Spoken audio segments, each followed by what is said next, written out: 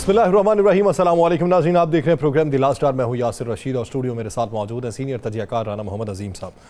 नाज़रीन, आज वज़ीर आज़म ने कहा है कि वो तमाम शरपसंद अनासर जो जलाओ घेराव की कार्रवाइयों में मुलव्वस थे उनके खिलाफ कानूनी कार्रवाई की जाएगी और उन्हें कड़ी सज़ा दी जाएगी, और ये ख्याल रखा जाएगा कि किसी बेगुनाह के गिर्द घेरा तंग ना किया जाए। इससे पहले वज़ीर ख़ारजा ख्वाजा आसिफ भी ये बात कर चुके हैं कि जो तमाम तर केसेस हैं ये फ़ौजी अदालतों में चलेंगे, वो अदालतें जो पहले से कायम हैं और कानून भी पहले से ही मौजूद है।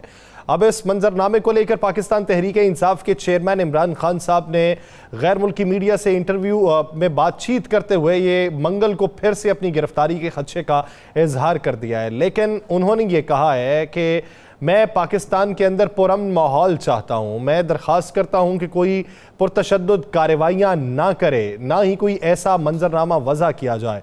उनकी तरफ से कारकुनान को पुरअमन रहने की अपील की गई कि अगर उनकी दोबारा गिरफ्तारी अमल में आती है। लेकिन पाकिस्तान के अंदर जिस तरीके से केओस पैदा हुआ है, पाकिस्तान के अंदर सियासी मंजरनामा जिस हद तक हब्स ज़दा हो चुका है, पाकिस्तान में बेहतरी के इम्कानात किधर से रोशन होंगे? क्या असम्बलियों में वापसी के हवाले से कोई प्लान मुरतब हो चुका है? वफाकी हुकूमत खुशामदीद कहेगी या फिर मंजरनामा कुछ और होगा? आज जस्टिस काजी फायज़ ईसा ने इस्लामाबाद हाई कोर्ट के 6 जजेस से मुलाकात की है।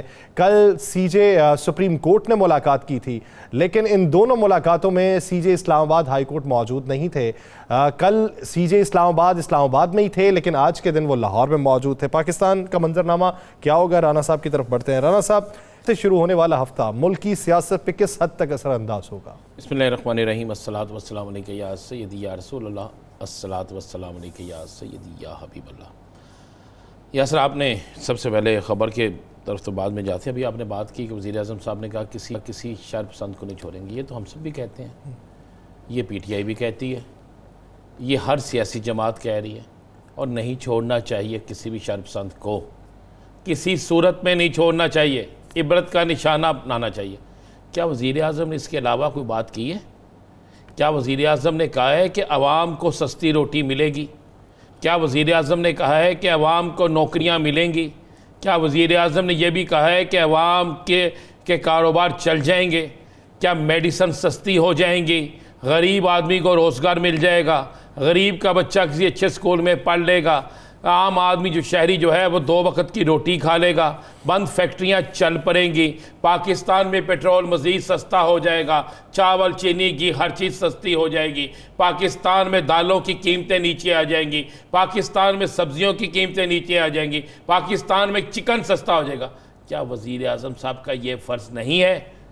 बिल्कुल, जहां हम कहते हैं कि इबरतनाक सजा देनी चाहिए, ये तो फाइनल हो गया है।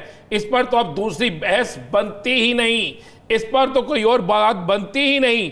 लेकिन जो पाकिस्तान के लोगों को आपने गैर मुस्तहकम कर दिया है, जो उनको आपने भूख और अफलास की वादी में फेंक दिया है, जो आपने उनको महंगी तरीन मेडिसिन, आपको पता है इंसुलिन नहीं मिल रही, इंसुलिन इतनी महंगी हो गई है, हर दूसरा शख्स तो शुगर का मरीज़ है, वो बेचारे रो रहे हैं। हार्ट की मेडिसिन, मैं खुद हार्ट का पेशेंट हूँ, मुझसे पूछे कितनी महंगी है कोई चीज़। अब तो रोज़ाना इंसान का रेट सुनकर ब्लड प्रेशर इतना हाई हो जाता है जिसकी इंतहा कोई नहीं है। वज़ीर आज़म साहब, इस सानिया के लोगों को सज़ा मिलेगी, इस पर कोई दूसरी राय नहीं। इस पर जो कुछ गलत कहेगा, जो इसकी मुखालफत करेगा, उसको भी सज़ा मिलनी चाहिए।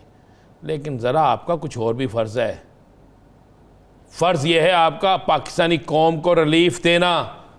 आपका फ़र्ज़ है, वज़ीर आज़म पूरे पाकिस्तान के हैं, PDM के 13 रुकनी लोगों के नहीं।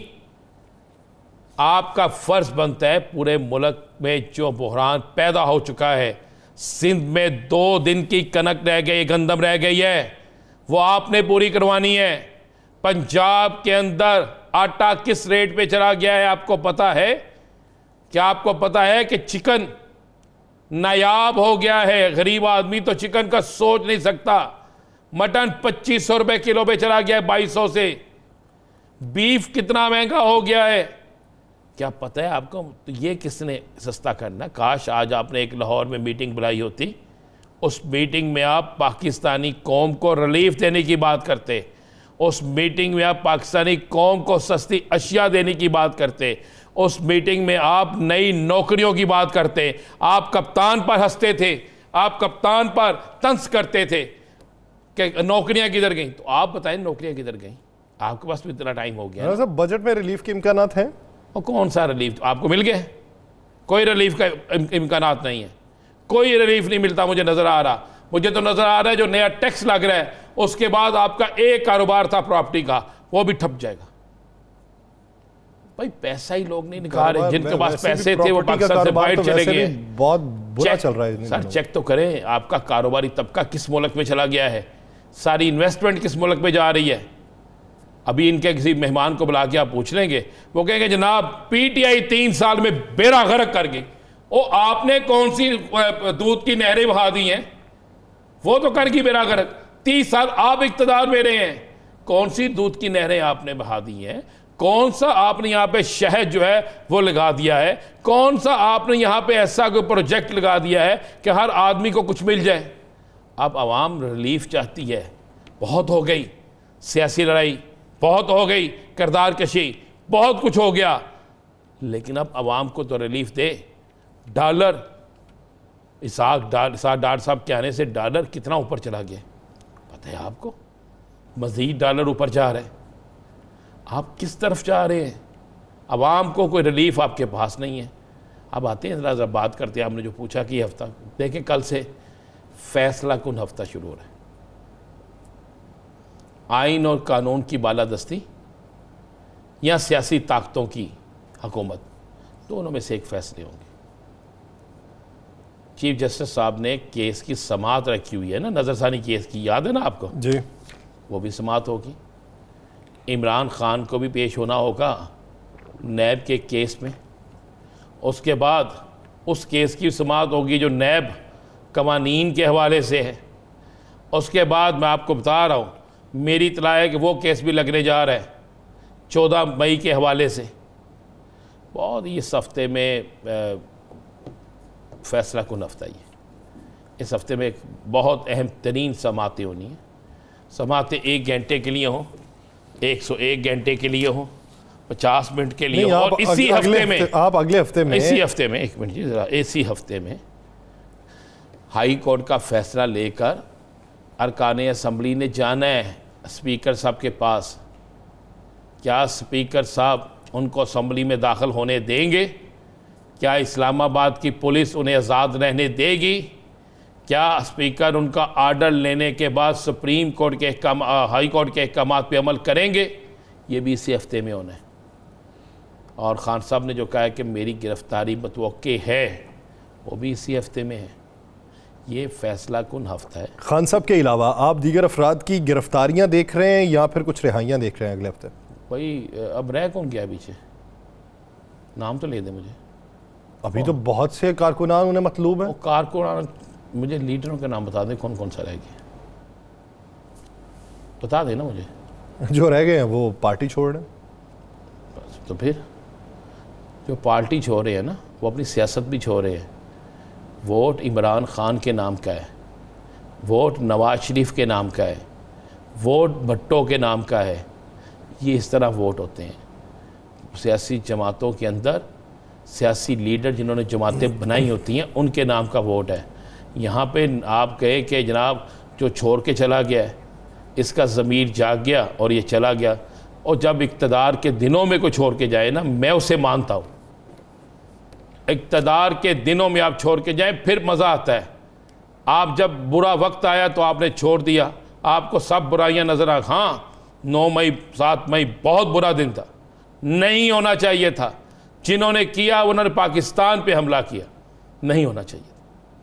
लेकिन ये जो साथ थे 3 साल 4 साल इक़्तिदार के मज़े लूटते रहे, इन्हें उस वक़्त पता नहीं था क्या होता है क्या नहीं हो रहा। आप जब मुश्किल वक्त है छोड़ के चले जाएं, ऐसे लोगों की कोई वैल्यू नहीं होती। असर क्या पीपल्स पार्टी खत्म हो गई थी? खान साहब भी उनके बारे में, खान साहब भी उनके बारे में अब वैसी राय नहीं रखते जैसी जो गुज़श्ता लोग छोड़ गए थे उनके बारे में रखते। मुझे क्या पीपल्स पार्टी पैट्रियट बनने से पीपल्स पार्टी खत्म हो गई? खत्म कौन सी हुई जमात पैट्रियट? क्या मुस्लिम लीग नून और मुस्लिम लीग काफ का मुवाजना कर सकते हैं? नहीं कर सकते। क्या पाकिस्तान पीपल्स पार्टी और दूसरी तरफ गनवा भट्टो की पीपल्स पार्टी उसका मुकाबला कर सकते हैं आप? नहीं कर सकते ना आप। जमात इस्लामी दो हैं, क्या उसका मुकाबला कर सकते हैं? एक ही जमात इस्लामी होगी। मौलाना फजलुर रहमान से आप जितना मर्जी इख्तलाफ करें, जमीयत उलमा इस्लाम वही है जो मौलाना फजलुर रहमान की थी। बाकी कितनी बनी, क्या कोई मुकाबला नहीं हुआ ना। इसलिए आप ये समझे कि आप कप्तान को पाबंदे सलासल कर देंगे, गिरफ्तार कर राणा साहब, देंगे, आप क्या 4 समझते साल, हैं ये 6 साल, जितने 5 साल, 8 साल, ये नहीं होता। ये जितने लोग पार्टी छोड़ के जा रहे हैं, इनमें से कितने लोग ऐसे हैं जिन्हें आप देख रहे हैं कि वो फ़र्द वाहिद की हैसियत से, यानी आज़ाद हैसियत से इलेक्शन में होंगे? इनमें से मुझे एक भी दिखाइएगा जो आज़ाद हैसियत से इलेक्शन में हो और इलेक्शन जीत के। नहीं, ये एक अलग मामला है कि इलेक्शन जीते या ना जीते। आज़ाद हैसियत से कितने लोग होंगे? एक भी नहीं होगा। इनमें से कितने अफराद ऐसे हैं जो किसी दूसरी पार्टी में चले सारे जाएंगे? ये जितने ये भी कह रहे हैं कि हम सियासत को खैर बात कह रहे जो खैर बात कह रहे हैं उनका मैं कुछ नहीं कह रहा, जो खैर बात नहीं कह रहे वो सारे। मुझे एक बात है, हमने कराची के एक दोस्त से परसों फ़ोन पे लिया हुआ था ना, याद है? जी जी, महमूद मौलवी साहब। क्या उन्होंने मुशर्रफ का साथ नहीं दिया? क्या मुशर्रफ के दौर में उन्होंने बहुत ज़्यादा इक़्तिदार के मज़े नहीं लुटे? पता है ना मुझे। किसका तज़किरा कर रहे हैं आप? मैं हैदराबाद के MNA का। अच्छा, ठीक है, तो यार छोड़ दें ये सारे जो होते हैं। मुझे एक बात बताएं, आमर क्यानी साहब के मतलब उन्होंने कहा जी मुझे बड़ा अफसोस हुआ, मेरा पुराना साथी फरदौस शमीम के तल्लक आज उन्होंने कल भी उन्होंने ट्वीट किया, या सर सियासी जमातें अफराद के टूटने से, आने से, जाने से नहीं ख़त्म होती। मुझे पाकिस्तान में एक सियासी जमात बता दें जो ख़त्म हुई, उसे आप 100 इख्तलाफ रखते होंगे, 100 लोग अच्छा, आप क्या समझते हो? मैं तो ये समझता हूँ कप्तान ज़्यादा तगड़ा हो रहा है। अच्छी बात है निकल जाएं, मुफाद परस्त लोग निकल जाएं। अच्छी बात है जो बंदों ने, जिन्होंने गलत काम किए, जिन्होंने हमले किए, जिन्होंने नुकसान बचाया, वो भी निकल जाएं। अच्छी बात है, अच्छे लोग रहने चाहिए। यानी मैं तो कहता हूँ कप्तान को कि कप्तान को हर उस शख्स को पेश कर देना चाहिए जिसकी वीडियो मौजूद है, जिसने वहां पर वाकई हमला किया या जिसने उकसाया। कप्तान को खुद पेश कर देना चाहिए या कप्तान को उससे अपना लातलकी का ऐलान कर देना चाहिए। पार्टी के मुझे बताएं, मैं आपको ये हकीकत कह रहा हूं, एक घर मुझे बता दें पाकिस्तान का, एक घर जहां पे कप्तान का वोटर नहीं है, कोई घर मुझे बता दें ना, शायद ही कोई एक घर हो। मतलब मैं वो घर नहीं कह रहा कि आप कहेंगे राना सनाउल्लाह साहब का घर, आप कहेंगे मरियम नवाज शरीफ साहबा का घर, आप कहें नहीं, मैं वो घर कह रहा हूँ। मेरा कहने का मकसद होता है कि हर दूसरा घर जो होगा ना, उसमें उसका वोटर मौजूद है। वो शर्पसंद नहीं है, वो एहतजाज पे तोड़ फोड़ करने वाला नहीं है, वो वोट के जरिए आता है। मुझे एक बात बता कि इमरान खान को कितने वोट पड़े, कितने पड़े यासर? अगर मजबूरी तौर पे बात की जाए, पाकिस्तान तरीके से पाकिस्तान 2 करोड़ से ज्यादा, 2 करोड़ से ज्यादा पड़े ना। तो हंगामा रही में 2 करोड़ से ज्यादा लोग तो नहीं, 2 करोड़ लोग तो नहीं थे, 2 लाख लोग तो नहीं थे, 10 से 12 हज़ार लोग होंगे, 5,000 लोग होंगे, यही थे ना। बाकी वोटर तो मौजूद है ना, आप उसको किस तरह खत्म करेंगे? आप उसका लेकिन वो तो ये समझते हैं कि वो जो वोट पड़े थे, हमारी मकबूलियत अब उससे बहुत कहीं ज्यादा, अब तो ज्यादा है ना। अब ये देखना ये भी है कि 9 मई से मकबूलियत पहले का ग्राफ कितना था और 9 मई के बाद का ग्राफ। इलेक्शन करा दे यार, सारा ही स्यापा ही मुके, इवें असीं डी फर्ज पे कराओ इलेक्शन दे स्यापा ही मुकाओ विच। राणा साहब, एक सवाल, आफ्ताब सिद्दीकी साहब जो सदर हैं कराची के PTI के, परसों की बात है मेरे ख्याल से गालिबन, के जब जमात इस्लामी से इन्होंने इल्हाक करने की बात की कि मेयर के हवाले से हम इल्हाक करेंगे और हिमायत करेंगे जमात इस्लामी की। आज सईद गनी साहब, ये जब आफ्ताब सिद्दीकी साहब छोड़ जाते हैं पार्टी, सईद गनी साहब कहते हैं कि हाफिज़ नईमुर रहमान के हाथ के अंदर मेयर की लकीर ही नहीं है, वो अपने 86 अराकीन तो पूरे कर लें, और बानी मुत्तहिदा 2 का उन्होंने खिताब दिया है। आप समझते हैं कि PTI जो है वो मुतनफ़र हो जाएगी आफ्ताब सिद्दीकी के हट जाने से और जमात इस्लामी का बाइकआउट कर दिया जाएगा? वो कहते हैं कि PTI के बेशुमार अराकीन हैं जो जमात इस्लामी को वोट नहीं देना चाहते। ऐसा नहीं होगा। अगर PTI ने फैसला कर लिया है और कप्तान की तरफ से आशीर्वाद आ गई है तो बस ख़त्म। फिर चाहे 1 छोड़ के जाए, 2 छोड़ के जाए, 3 छोड़ के जाए, 5 अहदेदार छोड़ के जाए, कोई फ़र्क नहीं। शहर का सदर ही छोड़ गया सर। तो कोई बात नहीं, यहाँ पर कई सदर छोड़ गए हैं तो क्या फ़र्क होगा। क्या उसने छोड़ने की वजह क्या बताई? 9 मई 7 मई 9 मई 9 मई यही वजह बताई ना। जी। आज कितनी तारीख है? 21। 11-12 दिन उसके मुंह पर ताला लगा हुआ था। कुछ चीज़ें हम नहीं कह सकते तो हमें ना रहते। मेरे भाई, उस वक़्त एहतजाज में जाने से क्यों नहीं रोका? सदर थे आप वहाँ के, उस वक़्त लोगों को क्यों नहीं रोका? आपने लोगों की निशानदेही क्यों नहीं की? आपके बतौर सदर वहाँ पे ये हंगामा रही किस तरह हो गई? जवाब तो आपको भी देना चाहिए।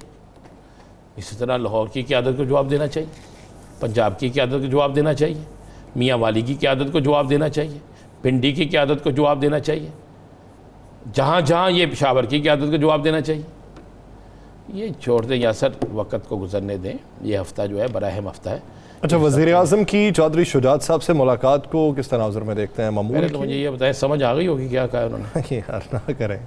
नहीं, मैं उम्र के उस तबीयत ठीक नहीं है ना, चौधरी साहब के अल्लाह ने सेहत कामला अता फरमाए।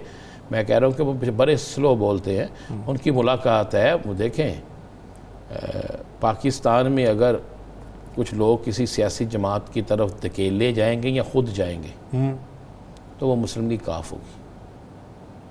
मेरी बात समझ रहे हैं? मैं आपको एक बात इशारतन कह रहा हूँ, कुछ लोग अगर किसी तरफ जाएंगे तो वो मुस्लिम लीग काफ होगी। थोड़ा वक्त गुजरने दें, ये सारे एक दूसरे पीपल्स पार्टी तो कहती है कि हो सकता है हमारी तरफ वक्त गुजरने दें, देखें कौन किसके साथ दस्तों के रिबां होता है। अभी इक़्तिदार है, अभी एक एक वोट की बात है, अभी सारे उसी डोरी से बजे हुए हैं। ये डोरी बड़ी कमज़ोर है, बड़ी इक़्तिदार की कमज़ोर डोरी है जिसके साथ ये बजे हुए हैं। ये डोरी जिस वक्त टूट गई तो इनका हाल मोतियों की उस माला की तरह होना है जिसके टूटने से दूर दूर तक फूल या पत्ते कोई चीज़ भी जो है बिखर जाती है और उसको इकट्ठा नहीं किया जा सकता। अभी इक़्तिदार है। देखिए, मैं समझता हूँ बड़ा बेहतरीन वक्त है हुकूमत के पास, बड़ा बेहतरीन वक्त है। PTI के कारकुन रपोश हो चुके हैं, बेइंतहा कारकुन गिरफ्तार है, बाकी फरार है, पुलिस पकड़ लेगी, इंतज़ामिया पकड़ लेगी, एक एक चीज़ निकाल लिया उन्होंने। लेकिन अब इलेक्शन कराएं, अगर अब भी PTI का वोटर घर से निकल आया, अब भी लोगों ने आगे ठप्पा लगा दिया, तो फिर फैसला घुमाना है, फिर उस फैसले को तस्लीम करें। यही जमहूरियत है, यही अवाम की ताकत है और यही मसले का हल है। अब अक्टूबर में इलेक्शन होता देख रहे हैं? अक्टूबर से आगे इलेक्शन नहीं जाएगा। पॉलिटिकल इंजीनियरिंग देख रहे हैं? बहुत ज़्यादा होगी, इंतहा दर्जे की बल्कि शुरू हो चुकी है। और उसका फ़ायदा किसको होगा? अभी कुछ 14 जमातें हैं, किसको होगा? जमातें तो यार 3-4 हैं, 14 जमातें। यासर, मुझे आपकी हैरानगी पे आता है, मैं 15 गिनवा सकता हूँ। ओ यार, ये PMLQ भी साथ में है। मुझे चले गिनाए, मुझे वो 15 जमातें गिनाए जरा। अभी आप भी बादशाह आदमी है, कौन सी बात कर रहे हैं? बेशक एक उनका बंदा ही क्यों ना असेंबली में हो, पूरी वतन पार्टी का बंदा ही क्यों, चले एक ही क्यों ना हो। मुझे बताएं, जमीयत उलमा पाकिस्तान का कौन सा बंदा है? जमीयत उलमा इस्लाम फे है सर उसमें। नहीं, ना ना ना ना ना ना ना, नूरानी साहब का बेटा, वो हर जगह साथ रहता है यार, उसकी इतनी बड़ी तस्वीर लगाते हैं बेचारे की, उसका कौन सा बंदा बीच में है? नहीं, आप JUI पाकिस्तान की बात कर रहे हैं। जमीयत उलमा इस्लाम पाकिस्तान, जमीयत उलमा इस्लाम पाकिस्तान, अवैस शाह नौरानी की बात कर रहे हैं। मैं उनका कौन सा बंदा है पार्टी में? तो वो तो एक पॉलिटिकल प्लेटफॉर्म है ना, वो तो कहते हैं कि हम ये हमारा जो इत्तेहाद है वो पॉलिटिकल प्लेटफॉर्म का है, जो जमातें हैं वो आ रहे हैं। आपने मुझे अभी कहा है PDM के 13-14 जमातें आप गिना सकते हैं, इससे ना भागे यार। आप भी अब ना काम करें, आपके अंदर का भी, जितनी आपके गिनवा सकता हूं उतनी गिनवा दूं, जितनी गिनवा सकता हूं उतनी गिनवा दूं। भाई, ये सारी जमातें इकट्ठी हो जाएं फैसला करके, इनके पास इससे बेहतरीन वक्त, बेहतरीन तरीका कोई नहीं है। सारी जमातें अल्लाह का नाम लेके इकट्ठी हो जाएं और ये सारी जमातें मिलकर फैसला करें कि हम इलेक्शन करा रहे हैं, और ये सारी जमातें सीट एडजस्टमेंट करके मुस्लिम लीग नून, पीपल्स पार्टी, जमीयत उलमा इस्लाम, बुख्ती, मेंगल, अचकजई, सारे मिल जाएं और मिलकर ये तहरीक इंसाफ के ख़िलाफ़ इलेक्शन लड़ लें।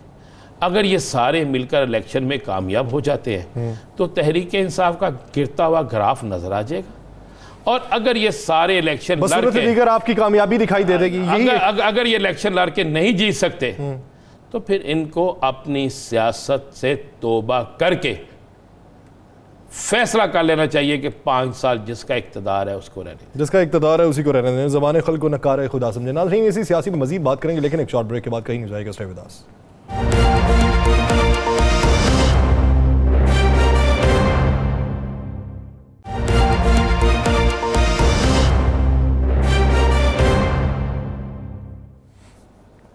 ब्रेक के बाद खुशामदीद।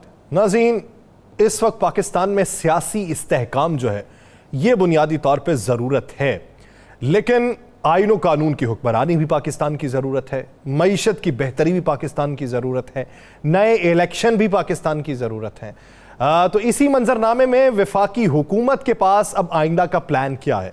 किस तरीके से बजट को पेश करना है, किस तरीके से मईशत को इस्तेहकाम दिलाना है, किस तरीके से IMF के साथ डील को कंफर्म करना है, किस तरीके से खारजा पॉलिसी के महाज के ऊपर हमारे ऊपर जो धब्बे लगे हैं उनको धोना है, किस तरीके से इलेक्शन करवाने हैं, किस तरीके से आईन व कानून की पासदारी करवानी है। वफाकी हुकूमत ने ये जो गोल सेट करने हैं इसमें किस हद तक कामयाबी मिलेगी, इसी बारे में बात करने के लिए हमें ज्वाइन किया है कोऑर्डिनेटर टू वज़ीर आज़म राना एहसान अफजल साहब ने। राना साहब, बहुत मशकूर हैं आपके वक्त के। राना साहब, जो कुछ पाकिस्तान में हुआ 9 मई के दिन, 9 मई के बाद से लेके अब तक जिस तरह के बयानात हुए, आप क्या समझते हैं कि पाकिस्तान का जो रास्ता है, अब आगे का मंजरनामा है, वो किस तरीके से वज़ा किया जाएगा? PTI पे पाबंदी लगा के, इलेक्शन को डिले करके, मईशत को बेड़ा गर्क करके, या इसके अलावा कोई और ऑप्शंस हुकूमत के पास हैं? बिस्मिल्लाहिर्रहमानिर्रहीम। देखिए, सबसे पहले तो जो 9 मई को लाइन क्रॉस हुई, जो कि पाकिस्तान की तारीख में पहले कभी किसी ने नहीं देखी, जितने भी लोग इसके अंदर इन्वॉल्व थे, जिन्होंने अबेटमेंट की, जिन्होंने प्लानिंग की, जिन्होंने एग्जीक्यूशन की, जिन्होंने मावनत की, किसी भी लिहाज से सबको जो है वो उनका सिला जो है वो ज़रूर मिलना चाहिए। वो वज़ीर आज़म साहब ने जो है वो कर दिया, क्योंकि अफवाज पे दुश्मनी हमला आवर होते हैं। तो ये जो हुआ, इसका जो एक कानूनी जो कह लें इख्तिताम पे इसको लेके जाना है, वो ज़रूर ये हुकूमत लेके जाएगी। बाकी देखिए, बजट की तैयारियां अभी शुरू हैं। मुख्तलिफ जो बिजनेस एसोसिएशंस हैं उनसे बजट के ऊपर राय ली जा रही है, मुख्तलिफ डिपार्टमेंट से राय ली जा रही है। तो बजट की तैयारियां शुरू हैं। इन मुश्किल इकोनॉमिक सिचुएशन के अंदर जो बेहतरीन बजट हम पेश कर सके, अवाम को कम से कम जो है वो बोझ डाल के, वो हमारी कोशिश है कि उस तरह का बजट लाया जाए। उसके साथ साथ देखें, हम तो समझते हैं कि IMF के मुआहदे को अब तक हो जाना चाहिए था और हम परसू भी कर रहे हैं उसको। वहाँ जो प्रायर एक्शंस रिक्वायर्ड थे वो हमने ले लिए। तो मुश्किल हालात हैं पाकिस्तान में, लेकिन मैं समझता हूँ कि अब बेहतरी की तरफ जा रहे हैं। खास करके जो एक जो सियासी गर्मी थी, जो एक सियासी इंतशार फैलाया जा रहा था, उसका जो पीक था वो आपने 9 मई को देखा। अब हालात उससे बेहतरी की तरफ ही जाएंगे। राना साहब, जब से आपका इक़्तिदार आया, 9 मई को निकाल दें, उससे पहले आपने क्या आवाम को दिया? और अब जब आप कह रहे हैं कि उस सियासी सारी बुखार उतर गया, लोगों ने जो जो किया उनको इंजाम तक जाना चाहिए, हम भी यही कहते हैं। तो अब क्या आगे आप कोई एक रिलीफ ऐसा है, आवाम को खुशखबरी ही सुना दें? हम भी थक गए हैं आपसे खुशखबरी सुनने के लिए। आवाम को खुशखबरी सुना दें कि कुछ आप देने जा रहे हैं। देखिए, रिलीफ तो अभी आपने पेट्रोल की शक्ल में देखा। पेट्रोल के अंदर, डीजल के अंदर एक बड़ी कमी आई, 30 रुपए फी लीटर कमी आई। आपने रमज़ान के अंदर सस्ता आटा, बल्कि मुफ्त आटे की तकसीम देखी। तो रिलीफ तो हुकूमत अपना जिस तरह के हालात हैं, वो सस्ता आटा, वो जिसकी नैब तहकीकात कर रहा है, और खाकान अब्बासी साहब ने जो कहा था कि उसमें 25 अरब के करीब करप्शन हुई है, वो 20 अरब का जो उन्होंने तज़किरा किया था उसमें उन्होंने ये भी कहा था कि ये मैं अभी 25% कम बता रहा हूँ। देखिए, उन्होंने जो बात की थी ना, वो उन्होंने निज़ाम की बात की थी कि इस निज़ाम के अंदर एफिशिएंसी नहीं है। ओवरऑल निज़ाम में, चाहे वो PTI के दौर में हो या PMLN के दौर में हो, या किसी और हुकूमत के दौर में हो, तो जो इनएफिशिएंसीज हैं, जो निज़ाम के अंदर आप कह लें जो गवर्नेंस का मेथड है, जो ब्यूरोक्रेसी जिस तरह चलती है, उसका उन्होंने तज़किरा किया था। और वो बिल्कुल वो बात ठीक है कि इस निज़ाम में बहुत सारी चीज़ें बेहतर करने की ज़रूरत है, बेहतरी लानी चाहिए, हमने की थी। करप्शन परसेप्शन इंडेक्स जो है वो कम तरीन सतह पे PMLN के दौर में थी, बदकिस्मती से PTI के दौर में वो करप्शन परसेप्शन इंडेक्स फिर आसमान को छूना शुरू कर दी उसने। तो हम समझते हैं हमारा अभी अक्टूबर में जब इंशाल्लाह इलेक्शंस होंगे तो उसके बाद PMLN की जो गवर्नमेंट है वो इंशाल्लाह आएगी और वो बेहतरी लेके आएगी हर लिहाज से, मईशत के लिहाज से, चाहे वो करप्शन के ऊपर कमी हो। तो हम तो उसी एजेंडे पे हैं जो हम 2013 से 18 के एजेंडे में हैं, और हम पुरुमीद हैं कि हमारी हुकूमत जो है वो 2023 अक्टूबर के इलेक्शंस जब होते हैं तो वी विल फॉर्म गवर्नमेंट। अच्छा राना साहब, क्या आप PTI पर पाबंदी लगाने चाह रहे हैं? कोई ऐसी चीज़ डिस्कस हुई है या आपके जहन में है कि पाबंदी लगनी चाहिए? आपकी ज़ाती राय क्या है? देखिए, पाबंदी लगाना किसी भी जो जमहूरी आदमी है उसकी ख्वाहिश नहीं होगी कि किसी सियासी जमात के ऊपर पाबंदी लगे।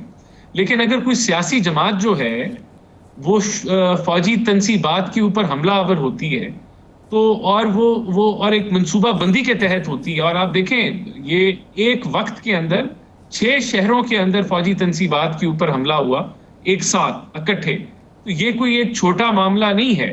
तो अगर ऐसे शवायद जो हैं जो आ रहे हैं और जो नजर आ रहे हैं वो अगर जब कोर्ट में पेश किए जाएंगे और अगर ऐसा हो जाता है, प्रूफ हो जाता है कि PTI इसमें इन्वॉल्व थी, एक जमात के तहत इन्वॉल्व थी, एक मंसूबाबंदी थी, और ये चीजें प्रूव हो जाती हैं, फिर तो जाहिर सी बात है एक केस बनता है पाबंदी का। लेकिन अगर पाबंदी लगती भी है तो वो फेडरल गवर्नमेंट रेफरेंस भेजती है सुप्रीम कोर्ट में, और वो उसका एक तरीका कार है।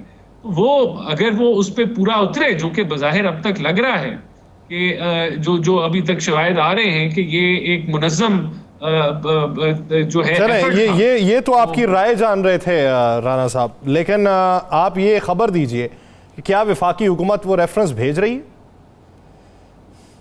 देखिए, अभी तो ये बहुत प्रिलिमिनरी होगा इसके ऊपर कोई तस्दीक करना कि अभी रेफरेंस जा रहा है। अभी तो ये एविडेंस इकट्ठा हो रहा है, इंटेरोगेशन हो रही है। बहुत सारे लोग अभी जो हैं वो पकड़े नहीं गए, वो छुपे फिर रहे हैं, उनको भी पकड़ना है। जो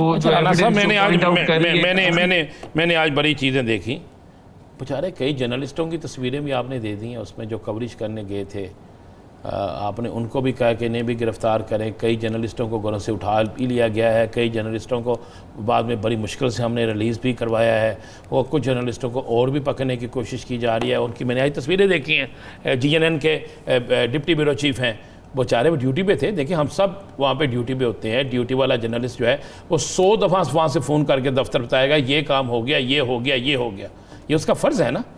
तो क्या शफाफियत के लिए ये ज़रूरी नहीं? बिल्कुल दुरुस्त, शफाफियत के लिए ज़रूरी नहीं है कि हमें ये सब कुछ देखना हो चाहिए?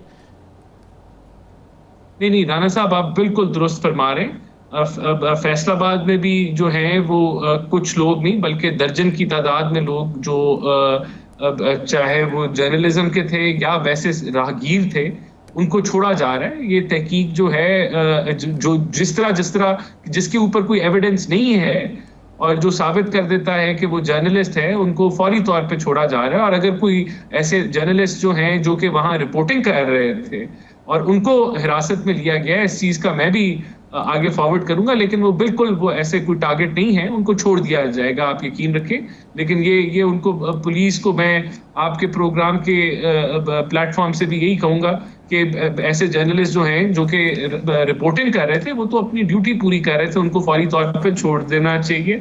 बाकी अगर कोई ऐसे जर्नलिस्ट हैं जो कि इंतशार फैला रहे थे या PTI के प्रोपेगेंडे का हिस्सा बने हुए थे जिसके अंदर वो नफरत के बीज बो रहे थे, वो फिर एविडेंस बेस्ड अगर कोई ऑपरेशन, अगर आप इजाजत दें यासिर, आप किसको ऐसे जर्नलिस्ट किसको कहते हैं जो नफरत का बीज बो रहे थे? आपका इशारा किसकी तरफ होगा?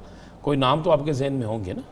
देखिए, मैं कोई नाम नहीं लूंगा। ये चीजें जो हैं, जो जब शवायद इकट्ठे होंगे, कोर्ट में पेश किए जाएंगे, उनको मौका दिया जाएगा, कि वो अपनी इनोसेंस को प्रूव करें, और जो शवायद होंगे अगर वो उनके हक में ना हुए तो फिर ये कोर्ट फैसला करेगी। लेकिन मैं समझता हूं कि यहाँ खवातीन का मामला भी उठाया जाता है। मैं तो देखें, मेरा जहन बिल्कुल क्लियर है। जो लोग 9 मई के जो फौजी तनसीबात पे हमला जिन्होंने किया, उसके अंदर अगर कोई प्लानिंग में, उनकी अबेटमेंट में, इनकरेज करने में या एग्जीक्यूशन में शामिल है, चाहे वो खवातीन हैं, मर्द हैं या किसी शोबे से भी ताल्लुक रखने वाले लोग हैं, अगर वो इसमें इन्वॉल्व हैं तो उनको जरूर कैफरे किरदार तक पहुंचाना चाहिए। लेकिन किसी के साथ ज्यादती नहीं होनी चाहिए, किसी के साथ पॉलिटिकल विक्टिमाइजेशन नहीं होनी चाहिए। अगर पुलिस सच अच्छा, इस पे एक सवाल, एक सवाल आमियाना सा सवाल है और ये अदना सवाल लीजिएगा। इसके बाद मेरे ऊपर कोई कदगन वाली कोई बात ना कीजिएगा। एक सवाल, बहुत से पाकिस्तान के अंदर जर्नलिस्ट हैं जो कुछ नज़रियात बयान करते हैं, ख़बरों को बयान करते हैं, तो वो टिल्ट इस तरीके का ज़ाहिर होता है जैसे हुकूमत की तरफ है। कुछ लोगों के नज़रियात हुकूमत के मुखालिफ होते हैं और वो यूं लगता है जैसे अपोजिशन के हिमायती हैं। अब आप तफरीक किस तरीके से करेंगे? ये जो जर्नलिस्टों को उठाना और उन्हें पाबंदे सलासिल रखना, इसके पीछे जो वजूहात हैं, क्या सिर्फ एक पार्टी का नज़रिया या उसकी खबरें बार बार दोहराने से और हुकूमत मुखालिफ जो इकदामात हैं उसका बयानिया अपनाने से आप उसकी तफरीक कर लेंगे कि इस पार्टी के साथ इसका ताल्लुक है और ये लोगों को प्रोवोक कर रहा है? नहीं, ये तो जो आपने चीजें अभी फरमाई है, ये तो फ्रीडम ऑफ स्पीच के दायरा कार में आती हैं।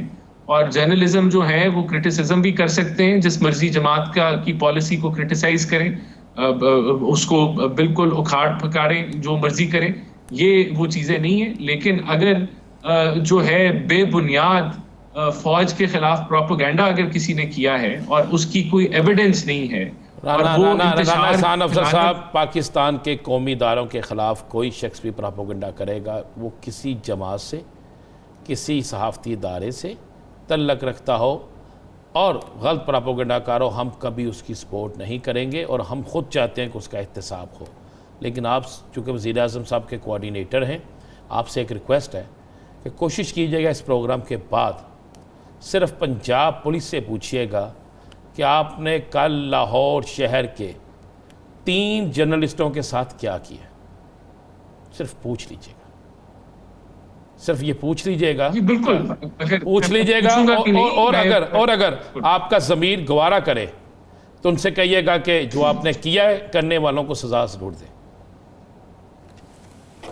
देखिए राना साहब, अगर कोई किसी के पास सर्च वारंट भी है तो किसी के घर में दाखिला भी करना है पुलिस ने, तो उसका भी रूल्स एंड रेगुलेशंस हैं, वो वायलेट नहीं होने चाहिए। घर की चीजों के ऊपर नुकसान नहीं पहुंचना। मैं आपको ये बता दूं, ये तीनों ये मामले ना तो 9 मई वाले हैं ना कोई और मामले हैं।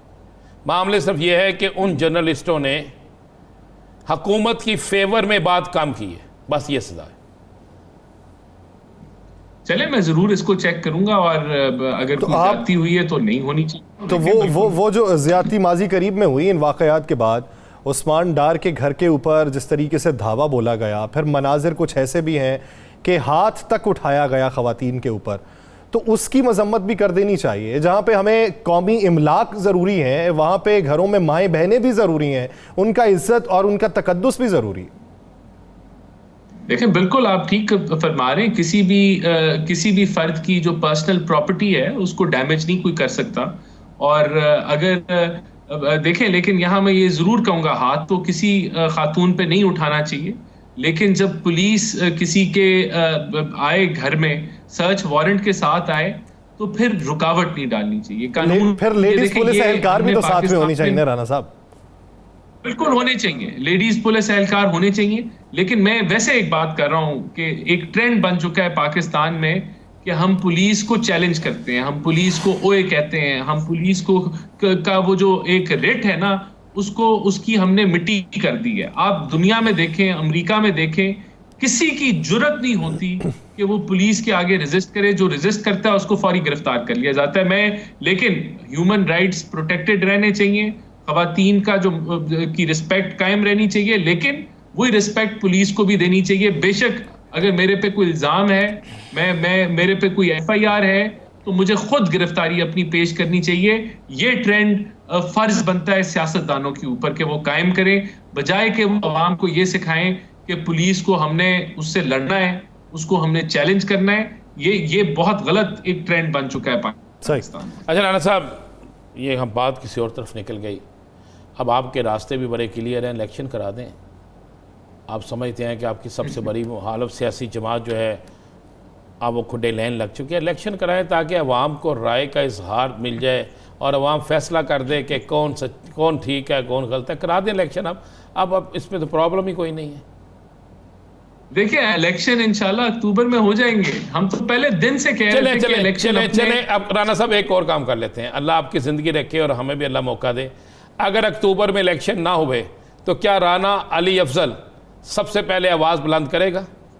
एहसान अफजल अली अफजल सॉरी राना एहसान अफजल क्या सबसे पहले आवाज़ बुलंद करेगा? मैं बिल्कुल, देखिए मैं समझता हूं कि इलेक्शन वक्त पे होने चाहिए। समझने की बात छोड़ें, समझने की बात छोड़ दें। आप समझने तो समझते हुए तो हमें 1.5 साल गुजर गया।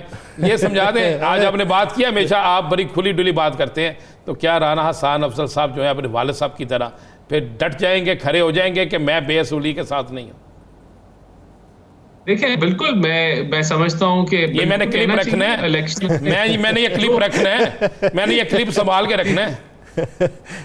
जी इलेक्शंस अपने वक्त पे अक्टूबर पे होने चाहिए और मैं इसकी हमायत करता हूं। अगर ना हुए तो मुझे जरूर मैं अफसोस का इजहार करूं। खाली अफसोस राना साहब, खाली अफसोस। अनाज जितने महंगी है जमीन उतने ही सस्ते हैं। देखिए मैं बड़ा धीमा आदमी हूँ, मैं इमरान खान की तरह जाके नहीं मैं धीमा नहीं, ये तो जमीन की बात है ना यार। राना साहब हो वो भी राजपूत है, गल भी तुसी होली कर जो। हाइब्रिड पॉलिटिशियन तो ना बने। देखिए इलेक्शन इंशाल्लाह ताला अक्टूबर नवंबर में जरूर हो जाएंगे। जो भी अक्टूबर से नवंबर चलेंगे आप, अक्टूबर से नवंबर। भाई 8 अक्टूबर आपका टाइम पूरा हो रहा है ना। आपको यहाँ मुझे गिनती कम आती है या फिर आप गिनती भूल गए? भाईजान 8 अक्टूबर आपने लोगों ने ऐलान किया हुआ, अब आप नवंबर में चले गए हैं, फिर नवंबर से दिसंबर में। देखिए जो आईनी एक तो इलेक्शन इकट्ठे हो जाएं वो बेहतर होंगे, और फिर जो आपकी 13 अगस्त को हमारी हुकूमत खत्म होने के बाद जो 60-90 डेज का पीरियड है उसके अंदर इलेक्शन हो। हुकूमत खत्म हो तो 60 दिन होते हैं राणा साहब। हुकूमत खत्म हो तो आप तो 60 दिन होते हैं, आप 90 दिन तो ना ले जाएं यार। मैं समझता हूँ ये नहीं, देखें बिल्कुल टाइम पे होने चाहिए और आगे जाने का कोई जवाब नहीं बनता। अच्छा राना एहसान साहब, एक आखिरी सवाल। ये जो लाहौर हाई कोर्ट ने फैसला किया है 72 अरकान की वापसी के हवाले से, क्या वेलकम करेंगे या लाहौर हाई कोर्ट को कहेंगे कि हम फैसला नहीं मानते? देखिए मेरे ख्याल से जितना मैं इस मामले को मैंने देखा है, पढ़ा है, जब आप इस्तीफा दे दें और वो इस्तीफा कबूल हो जाए और उसको ईसीपी नोटिफाई कर दे, तो फिर ये मामला जो है ये एक वो खत्म हो जाता है। तो अदालत ने पता नहीं अब किस नौयत का ये फैसला किया है, और इस तरह अगर बहाल होना शुरू हो जाए तो ये देखें, हर अदालत भी आइन के ताबे है। अगर एक चीज ड्यू प्रोसेस फॉलो हुआ है। अच्छा, पिछले दिनों ईसीपी ने कुछ अराकीन की रुकनियत बहाल की थी, लेकिन उस सब के बावजूद भी स्पीकर ने दाखिले की इजाजत नहीं दी। उस पर क्या राय रखते हैं? देखिए अब ये एक वो स्पीकर की क्या पावर्स हैं और उसके ऊपर ईसीपी की जो नोटिफिकेशन या कोई फैसला जो है वो किस हद तक लागू होता है, ये उसके ऊपर ये बहस आ जाती है। तो ये आपको स्पीकर्स की अथॉरिटी और पावर्स को स्टडी करना पड़ेगा और फिर वर्सेस बाकी मामला। लेकिन मैं समझता हूं कि ये डिसीजन जो है ये स्पीकर के ऑफिस के पास है। ये फैसला जो है वो स्पीकर के हाथ में, और जो स्पीकर फैसला करेंगे फिर उसी पे मिनवान अमल किया जाएगा। बहुत शुक्रिया राना एहसान अफजल साहब से अपना वक्त देने के लिए। नाज़रीन, सियासी मंजरनामे में मजीद बात करेंगे एक शॉर्ट ब्रेक के बाद, कहीं नहीं जाएगा, स्टे विद अस।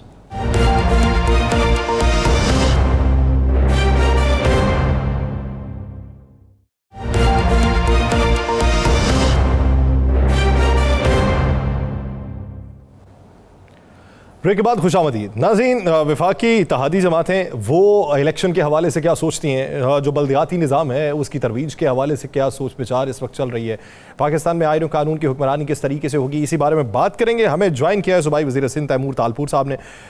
तैमूर साहब, बहुत मशकूर है आपके वक्त के। तैमूर साहब, सबसे पहले बात तो ये कराची मेयर के हवाले से, कराची मेयर के हवाले से पीटीआई ने हिमायत का ऐलान कर दिया जमात इस्लामी का, लेकिन आज सईद गनी साहब कहते हैं कि उनके हाथ में लकीर ही नहीं है मेयर की, हाफिज नईमुर रहमान साहब के। आपको अब भी किस हद तक यकीन है कि पीटीआई की हिमायत के बाद भी मेयर आपका होगा? बिस्मिल्लाहिर्रहमानिर्रहीम। आजकल आपने जो हालात देखे हैं, जो सिचुएशन चल रही है, एक फासिस्ट जमात का लीडर, करप्ट लीडर, एक ऐसा शख्स जिसने पूरे पाकिस्तान को की साजिश पे जो है कोशिश की है हमला करने की, हमारे मिलिट्री प्लेसेस, हमारे पब्लिक प्राइवेट चीज़ों को इन्होंने हार्म किया है, और जो उसका असल चेहरा था आज अवाम के सामने आ गया है। आपने देखा है कि मुख्तलिफ सूबों से, सिंध हो, पंजाब हो, KPK हो, बलूचिस्तान हो, हर जगह से इनके MNAs, इनके MPAs, इनके साबिका वजीर, वो सब उनकी पार्टी छोड़ के और अलग अलग रास्ते इख्तियार कर रहे हैं। कोई कहता है कि मैं जो है सो सियासत से ही तौबा कर रहा हूँ, कोई कह रहा मैं किसी और जमात में जा रहा हूँ, पर नाम तो मैं आपको नहीं अभी डिस्कस कर सकता। बहुत से ऐसे लोग हैं जो आज हमसे, मुझसे, हमारी पार्टी क़यादत से रास्ते में है, जो कि ऐलान करेंगे। और इन MLAs, MPs के साथ साथ बहुत से ऐसे लोग हैं जो लोकल गवर्नमेंट इलेक्शन जीत के तो PTI के तरफ से आए थे, पर रास्ते हमसे करके बैठे, और उनका बड़ा ओपनली कहना है कि वो किसी हाल भी PTI को वोट नहीं देंगे। वो एब्सटेन करें, उनकी मर्जी है, वो पीपल्स पार्टी को वोट कर सकते हैं, नहीं कर सकते, कानूनी पेचीदगी है। और इसी तरह से मेरे ख्याल से बहुत बेहतर तरह से पता होगा हाफिज नईम को कि उनके लोग भी हमसे रास्ते में हैं। वो नहीं चाहते हैं कि PTI के साथ एक कोई भी ताल्लुक रखा जाए, कोई भी कोलिशन में, लोकल गवर्नमेंट में कोई काम किया जाए। तो इनके इस गलत फैसले की वजह से दोनों PTI और हाफिज साहब के लोग हमसे रास्ते में हैं, हमसे मेल मुलाकात में हैं। और मैं अब जैसे मैंने कहा कि मुझे नहीं पता कि हमें वोट करेंगे या नहीं करेंगे, पर वो PTI को या PTI के इत्तेहाद को बिल्कुल किसी सूरत वोट नहीं करने जा रहे। अच्छा तैमूर भाई, आज कहा गया कि हाफिज नईम साहब अल्ताफ सैन 2 हैं, ये क्यों कह दिया? देखिए जी, एक बड़ी ही हम इस जमात की इज्जत करते हैं, करते थे। एक तरीकेकार होता है किसी भी जमात का, वो जो तरीकेकार पहले किसी जमाने में MQM का होता था, जो अब बदल गया है, जो आज PTI का है, उसी किस्म का एक स्टेचर, एक किस्म की बातचीत, गुफ्तगू का जो तरीकेकार है वो हाफिज साहब का। हर चीज पे धमकाते हैं, कराची बंद कर देंगे, कराची जैम कर देंगे, जिस तरह MQM किसी जमाने में कहती थी। और उसके साथ साथ ये हम बिल्कुल भी ना भूलें कि एक ऐसी जमात जिसका शायद ना होने के बराबर MNAs और MPs हैं सिंध के अंदर, वो कराची के ऊपर जो है क्लेम करते हैं कि हम लार्जेस्ट मेजोरिटी हैं, हालांकि वो नंबर 2 पे आते हैं। और पाकिस्तान पीपल्स पार्टी जिसके 5 MNA हैं, अनगिनत कराची से जो है उनके MPs हैं, वो अगर 100-150 का मार्का लगाते हैं तो उस पर वो हम पे इल्जाम लगाते हैं। हर बात पर जो है रिजल्ट कबूल करने को वो तैयार नहीं है। आप ये कहते हैं कि PTI के भी कुछ लोग मुतनफ़र हैं, जमात इस्लामी के कुछ लोग भी मुतनफ़र हैं। पार्टी गाइडलाइन नहीं होगी तो उसके बगैर वोट किस तरीके से दिया जा सकेगा? अगर आप दीगर जमातों को अपने साथ में ला लेते हैं, वो बाकायदा तौर पे ऐलान कर देती हैं, इलेक्शन जो होगा वो शो ऑफ हैंड से होगा। अगर JI या PTI इनके किसी कारकुन या चेयरमैन की तरफ से वोट आपको दिया गया तो उस पर फिर कानूनी कदगन भी लगती है। तो आप ये समझते हैं कि रन ऑफ इलेक्शन में ये फैसला होगा मेयर का? नहीं, मैंने जैसे कि आपको बताया कि अभी तक ऐसा कोई फैसला नहीं हुआ कि वो हमें शो ऑफ हैंड्स पे वोट देंगे, वो हमें वोट नहीं देंगे। पर एक फैसला जो हो चुका है कि वो एब्सटेन करेंगे, अगर कुछ भी ना कर सके किसी भी सूरत वो PTI और जमायत के इत्तेहाद में वोट देने को राजी नहीं। लेकिन उससे तो फिर अक्सरियत नहीं मिलेगी ना।